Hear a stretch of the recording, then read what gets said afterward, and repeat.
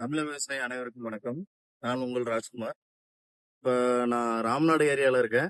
அதாவது பாத்தீங்கன்னா, நேரடி விதைப்பு. இந்த நெல் பாத்தீங்கன்னா, நேரடி விதைப்புக்கு பாத்தீங்கன்னா, இந்த வயல்ல பாத்தீங்கன்னா, நாங்க ஃபீல்ட் ஒர்க் பண்றதுக்காக வந்திருக்கோம்.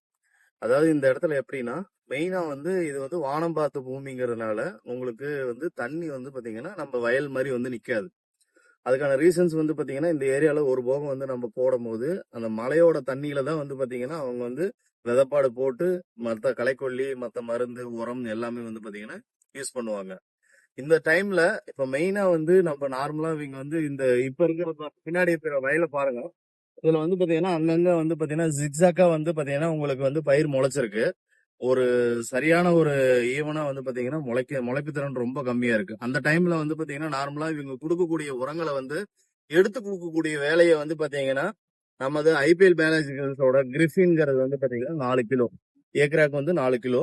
இந்த கிரிஃபின்ங்கிறது என்னன்னா, அதாவது தலை சத்து, மணி சத்து, சாம்பல் சத்து. இந்த 3 சத்துமே பாத்தீங்கன்னா, உங்களுக்கு இருக்கக்கூடிய ஒரு பல்லாயிரக்கணக்கான ஒரு கோடிக்கணக்கான நுண்ணுயிரிகள் பாத்தீங்கன்னா அதிகமா இருக்கு. அந்த தலை சத்தை எடுத்துக்கக்கூடிய வளிமண்டலத்துல இருக்கக்கூடிய தலை சத்தை இழுத்து கொடுக்கக்கூடிய வேலையை பாத்தீங்கன்னா அந்த நைட்ரஜன் சத்து பண்ணுது. அதே மாதிரி கொடுக்கக்கூடிய டிஏபி சத்தை கரைச்சி செடிக்கு பாத்தீங்கன்னா எடுத்து கொடுத்து வேர் வளர்ச்சி அதிகப்படுத்துது.